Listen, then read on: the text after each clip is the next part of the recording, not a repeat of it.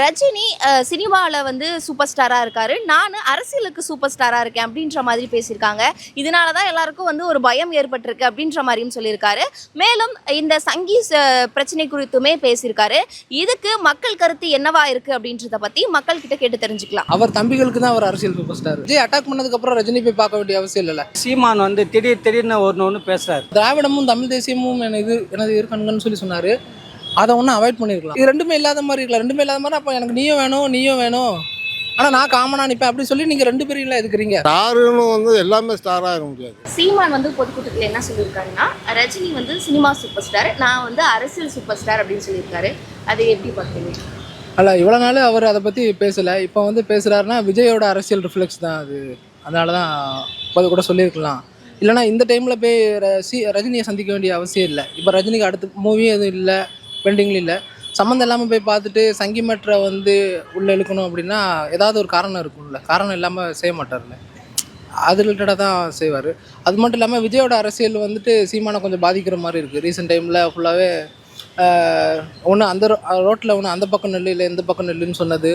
அப்புறம் ஆமாம், விஜயோட அரசியல் பேசுனது நம்ம எனக்கு தமிழ் தேசியமும் திராவிடமும் என்னோட இரு கண்கள்னு சொல்லி விஜயும் சொன்னார்.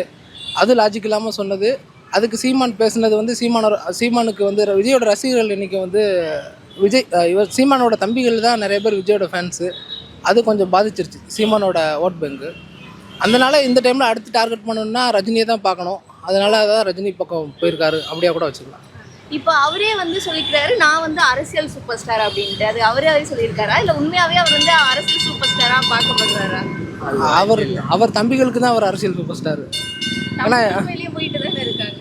அதான் சொல்கிறல, இப்போ விஜயோட ஃபேன்ஸுக்கிட்ட போய் கேட்டிங்கன்னா விஜய் வந்துட்டு ஒரு இன்றைக்கி வந்து பொலிட்டிஷியனை பார்க்க ஆரம்பிச்சிட்டாங்க. அப்போ விஜய் வந்துட்டு இதுக்கு முன்னாடி விஜயோட ஃபேன்ஸுக்கு வந்து அடுத்த யார் சூப்பர் ஸ்டார்னா விஜய்னு தான் சொல்லிட்டு அலைஞ்சாங்க. அந்த மாதிரி பொலிட்டிக்கலில் சூப்பர் ஸ்டார்னு நீங்கள் சீமானு சொல்லணும்னா அவங்க தம்பிகளுக்கு மட்டும்தான் இருக்கும். மற்றவங்களுக்கு அது இன்வால்வ் ஆகாதுல்ல. விஜய் ஃபேன்ஸுக்கிட்ட நிறைய இருக்கிறாங்க. அது மட்டும் இல்லாமல் பிஜேபி அண்ணாமலை வந்து அப்புறமே யங்ஸ்டர்ஸ் நிறைய பேர் சீமான்டர் இருந்தவங்க யங்ஸ்டர்ஸுமே அண்ணாமலை பக்கமும் இருந்தாங்க. அண்ணாமலை பிஜேபி சைடும் போயிட்டாங்க. இப்போ விஜய் சைடும் பாதி போனதுனால நாம் தமிழரோட ஓட் பேங்க் கொஞ்சம் குறைஞ்சிக்காத நான் நினைக்கிறேன். அதான் அவர் மட்டும் தான் சொல்லிக்கணும் அதை. அப்படிதான்.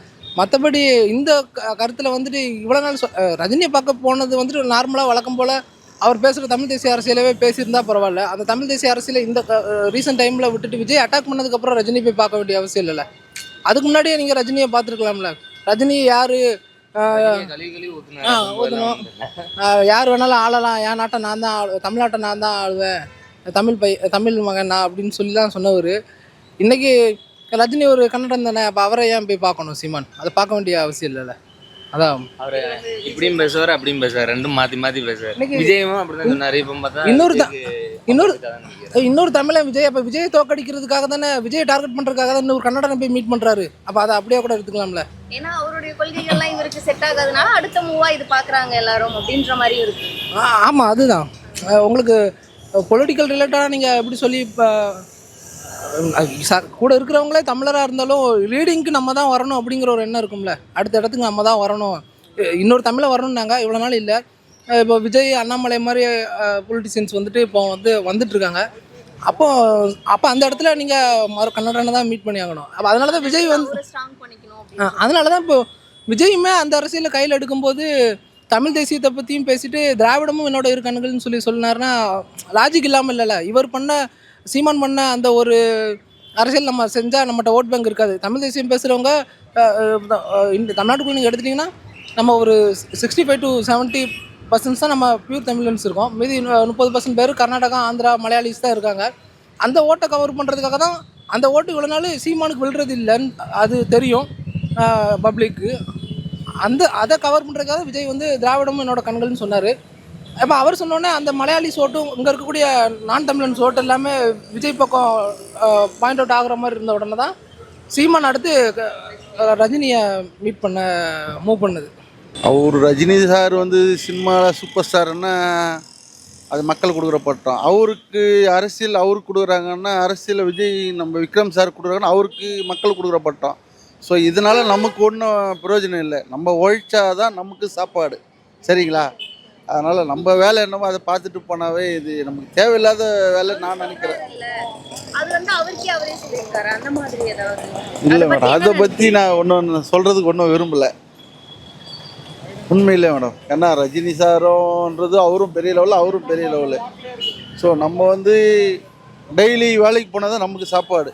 ரஜினி அரசியலில் வரலேன்ட்டார்ல. ரஜினியை பற்றி அவர் அரசியலை பற்றி பேசக்கூடாது. ரஜினி வந்து அரசியலில் வரல. அவர் வந்து இப்போ கூட அதிமுகவுடைய ஜானகி அம்மா அவருடைய நூற்றாண்டு விழாவுக்கு போயிருக்காரு, வாழ்த்து அனுப்பியிருக்காரு ரஜினி. அதுக்கு என்ன சொல்லியிருக்காருன்னா, நான் வந்து எல்லாரும் யார் பேச்சாக கேட்டு அரசியலில் இறங்கியிருந்தேன், ஆனால் நான் எல்லாத்தையும் அனைத்து விற்றுக்கிட்டு நான் வந்து ரொம்ப லாஸ் ஆகிருப்பேன், இருக்க இடமே தெரியாமல் போயிருப்பேன்னு அவர் சொல்லியிருக்காரு. ரஜினியே சொல்லியிருக்காரு தினத்தந்தி பேப்பரில். சரியா? இப்போ 2 நாளைக்கு முன்னே ரஜினி சொல்லியிருக்காரு. மாதிரி ரஜினி அரசியலில் இல்லை. இல்லாத ஒருத்தவரை ஒரு வற்புறுத்தி இழுக்கிறது வந்து கஷ்டம். அடுத்த கேள்வி. இப்போ அவர் சொல்றாரு நான் அரசியல்ல சூப்பர் ஸ்டார் அப்படின்னு அவரே சொல்லிக்கிறாரு. அதை பத்தி நீங்க என்ன நினைக்கிறீங்க? அரசியலில் இன்றைக்கி சூப்பர் ஸ்டார்னு நினச்சா இன்றைக்கி உதயநிதி ஸ்டாலின் தான். அதுக்கு மாற்று கருத்து வேறு எதுவும் இல்லை. இப்போ சங்கி அதெல்லாம் வச்சு பேசியிருக்காரு. நான் வந்து ஃபோட்டோ எடுத்ததுனால இப்படி சொல்கிறீங்க, ஏன் ரஜினி அவர்களை வந்து எத்தனையோ ஒரு ஃபங்க்ஷன்லாம் கூப்பிடுறீங்க, ரசிகர்கள் எல்லாருமே ஃபோட்டோ எடுக்கிறாங்க, அப்போ அவங்களாம் வந்து சங்கி ஆகிடுவாங்களா அப்படின்ற மாதிரி சொல்லியிருக்காரு. இதுக்கு முன்னாடி சங்கினா சக நண்பன் தோழன் அப்படின்ற மாதிரி சொல்லியிருந்தாரு. ஸோ இது இப்படி சொல்கிறாரு, அதை பற்றி என்ன நினைக்கிறீங்க? அவர் வந்து சீமான் வந்து திடீர்னு ஒன்று பேசுகிறார். அது வந்து மக்கள் ஏற்றுக்க மாட்டாங்க. மக்கள் ஏற்க கருத்துனா ஒரு கருத்து, இப்போ இங்கே ஒரு கருத்து, சென்னையில் ஒரு கருத்து சொல்கிறோம், தஞ்சாவூரில் கருத்து சொல்கிறோம், கோயம்புத்தூர் ஒரு கருத்து சொல்கிறோம் சொல்லக்கூடாது. கருத்து என்னவோ நல்லா இருக்கும், அது மக்களை போய் சேரேன். தம்பினார், அப்புறம் லாரியில் எல்லாம் லாரியில் அது மாதிரிலாம் வாய், அதாவது இவங்க நம்ம இல்லை கேப்டன் ஒய்ஃபு சொல்லியிருப்பாங்க, லதா, பிரேம்லதா, நமக்கு தான் வாய் பேசக்கூடிய வாய்ப்பு இருக்குது. நம்ம எதையும் அவதூறாக பேசக்கூடாது. யூடியூப்பாக இருந்தாலும் சேனலாக இருந்தாலும் அவதூறு பேசக்கூடாது. அவதூறு பேசினா என்ன ஆகும், எப்படியா இருந்தாலும் எப்படியாவது தெரிஞ்சுப்போம். அவங்களாம் ஒரு பிரபலங்கள், அதனால் அவதூறு பேசக்கூடாது. அது மாதிரி அந்த பேச்சு உரிமைன்றது அவங்கவுங்க உரிமை, அதை நம்ம யாரும் தடுக்க முடியாது, அது உரிமை. விஜய் வந்துட்டு திராவிடமும் தமிழ் தேசியமும் எனது இரு கண்கள்னு சொல்லி சொன்னார். அதை ஒன்றும் அவாய்ட் பண்ணியிருக்கலாம். அந்த கான்செப்டே எடுக்காமல் அந்த மாநாடை பண்ணியிருக்கலாம். ஆனால் அவருடைய கொள்கைகளாக அதுதானே வச்சுருக்காரு. அதை இந்த டைமில் சொல்ல வேண்டிய அவசியம் இல்லையா? ஏன்னா சீமான் ஆல்ரெடி தமிழ் தேசியம் பேசிகிட்டு இருக்காரு. இப்போ ரீசெண்ட் டைமில் வந்து திராவிடம் தமிழ் தேசியம் பிரச்சனைகள் போய்கிட்டு இருக்கும்போது எனக்கு ரெண்டுமே வேணும். இந்த இவர் சொல்லுவார்ல, எஸ்டே சூர்யா இருக்குது ஆனால் இல்லை அப்படின்னு சொல்லுவார்ல, அந்த மாதிரில இருக்குது. அதை வந்து இந்த டைம் எடுத்துருக்க வேணாம்னு நினைக்கிறேன். அந்த கான்செப்டை இப்போ கொண்டு வந்திருக்க வேண்டாம் விஜய். அவருடைய கொள்கைகளும் அவருடைய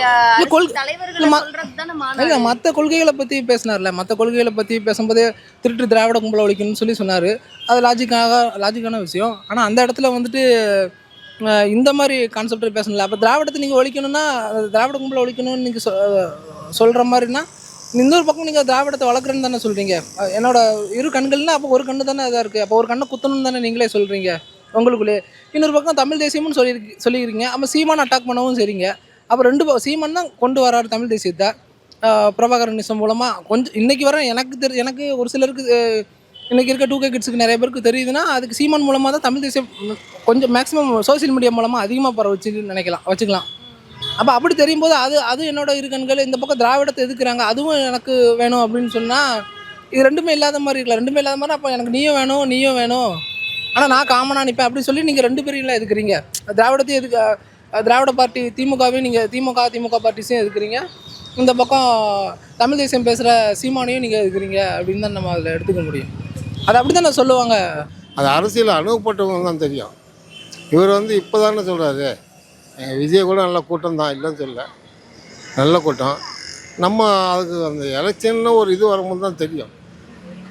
ஆனால் ஸ்டாருன்னு வந்து எல்லாமே ஸ்டாராக இருக்க முடியாது, அது ஒன்று. இப்போ பாருங்கள், தலைவர் மாதிரிலாம் வர முடியாது, எம்ஜிஆர் மாதிரி, ஜெயலலிதா மாதிரி வர முடியாது, இப்படிலாம் இருக்கிறாங்க. அதே மாதிரி வசன கதை எழுதுறது வந்து கலைஞர் மாதிரி முடியாது, இப்படி இருக்கிறாங்க. அவங்களாம் மிஞ்ச முடியுமா? அதனால் யாருமே ஸ்டார் கிடையாது, அவங்கள தவிர ஸ்டார் இல்லை. ஆமாம், அதோட ஒரு அளவு தான் படமே நடிக்கணும். அவருக்கு